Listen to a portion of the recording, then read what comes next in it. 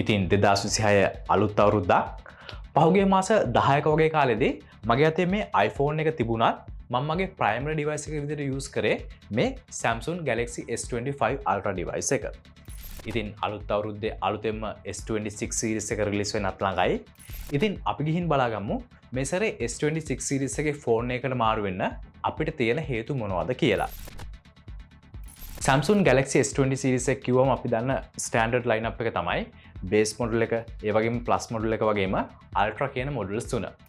අපිට මුලින්ම දැනගන්න හම්බුන ආරංචි වලින් කියුනේ මේ සැරේ base model එකට නිකම්ම S26 කියලා කියන එකක් නැහැ.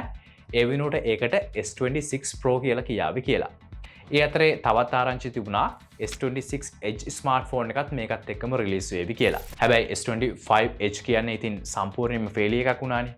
ඒ නිසා S26 Edge කියලා smartphone එකක් නම් S26 series එකත් එක්ක release වෙන එකක් නැහැ. ඒ වගේම base variant එකේ නම S26 Pro කියලා වෙනස් කරන්න හේතුව ඒකත් එක්ක අපේ mind එකට Pro smartphone එකක් ගන්නවා කියන psychological feeling එක දෙන එක. හැබැයි අලුත්ම නිවුස් වල තියෙන විදිහට ඒකත් මේ සැරේ වෙනස් වෙන එකක් නැහැ. ඒ නිසා අපිට මේ සැරේ බලා ගන්න වෙන්නේ S26, S26 Plus වගේම S26 Ultra කියන traditional device lineup එකම තමයි. හරි. විශේෂයෙන් Samsung S20 series එකේ Ultra smartphone එකේ design එකක් කිව්වම අපිට මුලින්ම ඔලුවට එන දෙයක් තමයි නිකන් brick එකක් වගේ design එකක්. හැබැයි S25 Ultra එකේ දැන් මේකේ corners විශේෂයෙන්ම round වෙලා තිබුණා.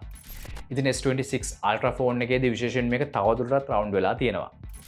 iPhones වලත් corners round කියන එක අරුණම මේකට ප්‍රධානම හේතුව තමයි එන්න ස්මාර්ට්ෆෝන්ස් වල ඩිස්ප්ලේ එක ලොකු වෙනවා.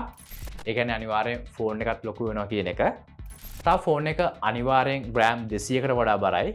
ඉතින් මේකත් එක්ක අර විදිහට බ්‍රික් ඩිසයින් එකක ෂාප් කෝනර්ස් තියෙනවා කියන්නේ ෆෝන් එක හෝල්ඩ් කරන් ඉන්න ගොඩක් අමාරුයි කියන එක. තව පේන දෙයක් තමයි මෙයාලගේ සීරීස් එක පුරාවටම එකම ඩිසයින් එක තියාගන්න try කරනවා කියන එක. ඉතින් ඒකත් මේකට තව එක හේතුවක් වෙන්න පුළුවන්. ඒ වගේම මේ සැරේ S26 Ultra smartphone එකේ thickness එක වෙන්නේ මිලිමීටර් 7.9ක්. ඉතින් මෙච්චර thin smartphone එකක් brick එකක් වගේ වුණාම හෝල්ඩ් කරන් ඉන්න අමාරුයි කියලා අමුතුවෙන් කියන්න දෙයක් නැහැ. කොහොම හරි මේ ඩිසයින් එක නිසා පොඩ්ඩක් අපහසුතාවයට පත් වුණ කෙනෙකුත් ඉන්නවා. ඒ තමයි S Pen එක. ඉතින් මේ ඩිසයින් චේන්ජ් එකත් එක්ක මෙයාගේ අර පරණ symmetrical design එක නැති වෙලා යන පාටක් පේන්න තියෙනවා. ඉතින් සමහර රූමර්ස් කිව්වත් මේ සැරේ S Pen එකක් එන එකක් නැහැ කියලා. ඒක මේ සැරෙත් එනවා. හැබැයි ඒක එන්නේ asymmetrical විදිහට නම් ඒක ඇතුළට දාන්න වෙන්නේ එක පැත්තකට විතරයි. හරි. කොහොම හරි ඩිසයින් එක පැත්තෙන් ඊට පස්සේ අපිට කතා කරන්න පුළුවන් මේජර් චේන්ජ් එක තමයි මේ සැරේ ඉඳන් ආයිත් ෆෝන් එකේ මේල් ලෙන්සස් තුන වටේට කැමරා අයිලන්ඩ් එකක් එන එක. මේ රූම් එක නම් ගොඩක් දුරට කන්ෆර්ම්.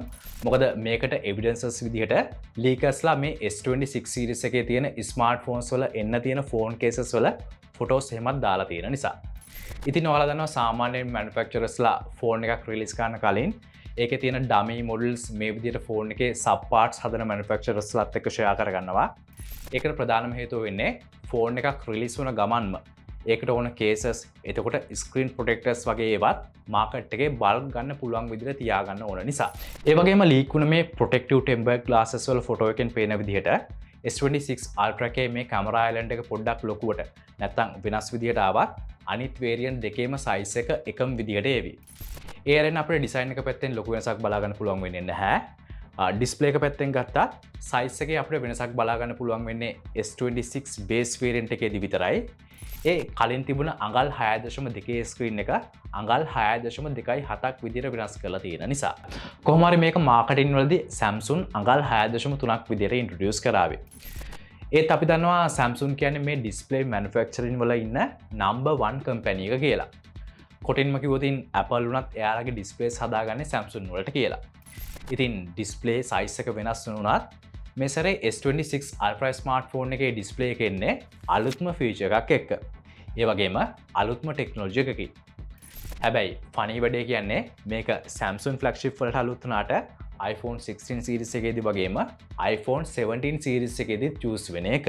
ඒ විතරක් නෙවෙයි මෙයාලගේ සමහර Android competitors ලටත් මෙයාලා මේ M14 material set එකෙන් හදපු display sell කරලා තියෙනවා. ඉතින් ටිකක් පහුවෙලා කොහොම හරි මේක S26 Ultra එකට එන්නේ තව අලුත් feature එකක් එක්ක. මේකට මෙයාලා දීලා තියෙන නම තමයි Flex Magic Fixer. මේක හාඩ්වෙයාර් ලෙවල් ප්‍රයිවසි ෆීචර් එකක්.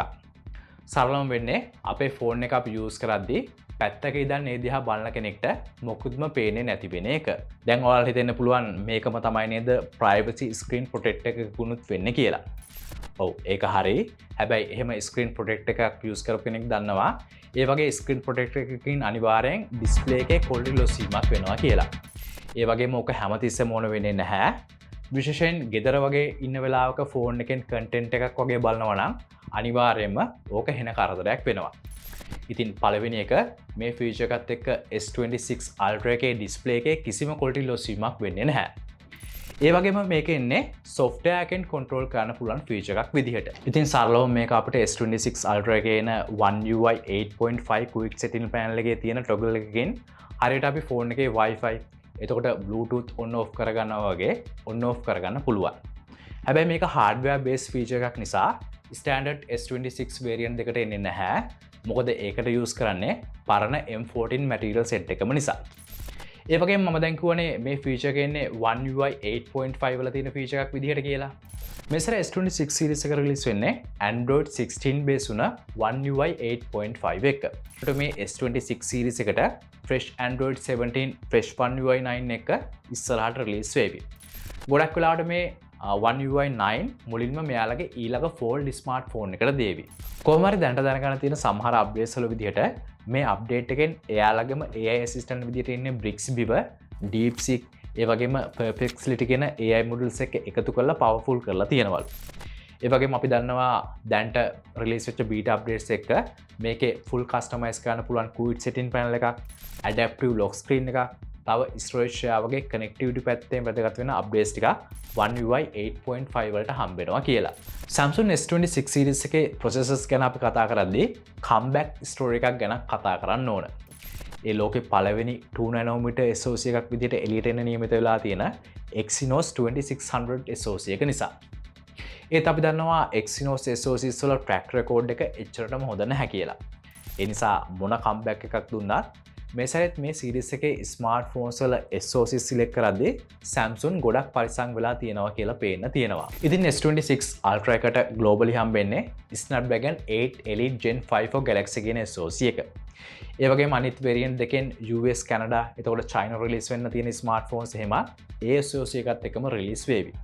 හැබැයි Europe, India, Korea, එතකොට ලෝකේ අනිත් රටවල වල S26 base and plus version දෙක release වෙන්නේ Exynos 2600 SoC එකත් එක්ක. ඉතින් past track record එක වගේම මේ SoC selection එකේදී USA එතකොට China වල තියෙන පොඩ්ඩක් complex licensing agreements ගැනත් Samsung ලට සලකා බලන්න වෙලා තියෙනවා කියලා කියනවා.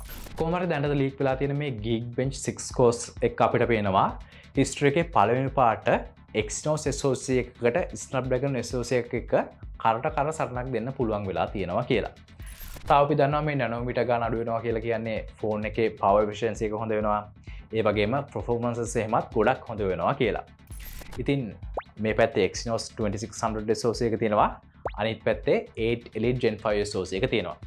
ඉතින් මේ දෙකෙන් ඔයාගේ choice එක මොකක්ද කියලා අනිවාර්යෙන් comment එකක් දාගෙන යන්න. අපි දන්නවා දැන් අවුරුදු ගානක් තිස්සේ Samsung එයාලගේ flagship devices වලට උනත් දුන්න වැඩිම charging speed එක උනේ 45 watt.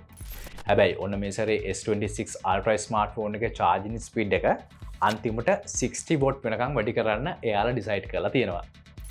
හැබැයි අනිත් variant දෙකේදී මේක 45 watt විදිහටම තියේවි කියලා තමයි දැනට ආරංචි වෙන්නේ. කොහොම හරි මේ සැරේ එන ලොකුම අප්ඩේට් එක තමයි මේ series එකේ එන හැම smartphone එකකටම built-in Q2 wireless magnetic element එකක් එන එක. ඉතින් මේකත් එක්ක Q2 magnetic chargers, wallet, ඒ වගේම phone holders එහෙමත් මේකත් එක්ක use කරන්න පුළුවන් වේවි. හැබැයි battery capacity එක පැත්තෙන් confirm update එකක් හම්බෙන්නේ S26 base variant එකට විතරයි. ඒක milliampere 4000 ඉඳන් milliampere 4300 වෙනකන් වැඩි කරලා තියෙනවා. Ultra එකේ බැටරි එක milliampere 5200 වෙන්න පුළුවන් කියලා කිව්වත් ඒක නොවෙන්න පුළුවන් සම්භාවිතාවය වැඩි. දැන් අපිට හිතෙන දේ තමයි මෙයාලගේ කම්පියුටර්ස්ලා විදිහට ඉන්න Chinese manufacturersලා silicon carbon battery technology එකත් එක්ක milliampere 6000කට එහා battery capacities අපිට offer කරනවා. එතකොට 100 watt වලට වඩා වැඩි charging speed offer කරනවා. හැබැයි Samsung ලා තාමත් මේ පරණ technologies එක අපිට අඩු capacities ඒවගේම ස්පීඩ්ස් එහෙම ඔෆර් කරනවා නේද කියලා. ඒක සාධාරණයි. පේන විදිහට Samsung තාම මේ ගේම් එකේ ප්ලේ කරන්න හදන්නේ සේෆ් රෝල් එකක්. ඒ වගේම තව සමහර සෝසස් කියනවා EVs වල තියෙන බැටරි ටෙක්නොලොජි එකට සමාන ස්ටැක් බැටරි ටෙක්නොලොජි කියන එක S27 Ultra එකත් එක්ක රිලීස් කරાવી කියලා. කොහොම හරි අමතක කරන්න එපා Samsung අපිට අවුරුදු 7ක software updates කරන් කරනවා කියලා. ඉතින් බැටරි එකේ හෙල්ත් එකත් මේ කාලේ පුරාවටම මැනේජ් කරන එක ගැන එයාලට හිතන්නම් වෙනවා. S26 series එකේ camera improvements ගැන කතා කරනකොට මේ සැරේ Samsung වැඩිම focus එකක් දීලා තියෙන්නේ megapixels counts achieve කරන්න යන පැත්තෙන් නෙවෙයි. ඒ වුණොට මෙයාලගේ shutter lag එක, එතකොට motion blur එක වගේ කාලයක් තිස්සේ කන්සියුමර්ස්ල පැත්තෙන් ආප කම්පලේන්ස් පික්ස් කරන්න එයාලා ෆෝකස් කරලා තියෙනවා. ඉතින් මේ සැරේත් එයාලා S26 Ultra එකට එයාලගේ පරණ ISOCELL HP2 කියන 200 megapixel sensor එකම use කරાવી. හැබැයි සමහර sources කියන විදිහට මේකේ aperture එක 1.7 වල ඉඳන් 1.4 වෙනකන් අඩු කරලා තියෙවි. ඒ කියන්නේ මේ sensor එකට පුළුවන් වෙනවා කලින්ට වඩා 147ක් වැඩියෙන් lights capture කරගන්න. ඊට අමතරව මේකත් එක්ක එන්න පුළුවන් improvement එකක් තමයි portrait mode එක නැතුව වුණත් හොඳ බොකේ එකක් එක්ක DSLR quality එකෙන් ෆොටෝ ගන්න පුළුවන් වෙන එක. ඒ අරගෙන S26 Ultra එකට හම්බෙලා තියෙන noticeable updates වෙන්නේ 5x telephoto camera එකේ aperture එක 2.9 වෙනකන් අඩු වෙලා තියෙන එක. එතකොට selfie camera එකේ field of view එක වැඩි වෙලා තියෙන එක වගේ දේවල්. ඉතින් මේ selfie camera update එකත් එක්ක S26 Ultra එකේ selfie camera cutout එක S25 Ultra එකට වඩා ලොකු වෙලා තියෙනවා කියලාත් කියනවා. අනිත් S26 variants දෙක ගැන කතා කරද්දී අහන්න හම්බෙන දේවල් තමයි ඒකෙත් selfie camera එකේ field of view එක වැඩි වෙලා තියෙන එක, තව main camera sensor එක විදියට අලුත් GN sensor එකක් එන එක වගේම 3x telephoto lens එකකට අලුතෙන් sensor එකක් එනවා කියන එක වගේ දේවල්. release date එක ගැන කතා කරද්දී මේ සැරේ S26 series එක release වෙන පොඩ්ඩක් පරක් වෙලා rumors වලින් කියන විදිහට මේ date එක පෙබරවාරි 25 කියලා 100%ක්ම විශ්වාසයි. එදා ඉඳන් pre-order කරන්න පුළුවන් මේ devices ටික අපේ අතට හම්බෙන්න පටන් ගන්නේ මාර්තු 11 වෙනිදා ඉඳන්. prices ගැන කතා කරද්දී ගොඩක් rumors වලින් කියන්නේ මේ සැරේ prices වල වෙනසක් වෙන එකක් නැහැ. ඕක කලින් පාර වගේම වේවි කියලා. ඒ කියන්නේ Ultra smartphone එක $1299ක් වෙද්දී අනිත් ෆෝන් දෙක පිළිවෙලට $999කට වගේම $799කට US මාකට් එකේදී ගන්න පුළුවන් වේවි. හැබැයි අපි දන්නවා AI boom එකත් එක්ක RAM වගේම storage prices වල වැඩිවීමක් තියෙනවා කියලා. ඉතින් මේක නම් තවත් $50කින් වගේ වැඩි වෙන්නත් පුළුවන්. ලංකාවේදී අපිට මේක officially මාර්තු මැදදී වගේ Softlogic එතකොට Dialog Celltronics වගේ අයගෙන් ගන්න පුළුවන් වේවි. ඉතින් මම හිතනවා Ultra එකේ price එක සාමාන්‍යයෙන් ලක්ෂ 5ක වගේ ගානකින් නවතීවි කියලා. ඒ වගේම කියන්න ඕන ඔයාලා මේ විදියට හරි පාරේන device එකක් ගත්තොතින් අවුරුදු දෙකක් යනකම් දෙපාරක් screen to screen replacement warranty එකක්, ඒ වගේම pre-order period එකේදී free storage upgrade එකක් වගේම සාමාන්‍යයෙන් මාස 3ක් වගේ යනකම් free data හම්බෙන එක වගේ offers එහෙමත් ගන්න පුළුවන්.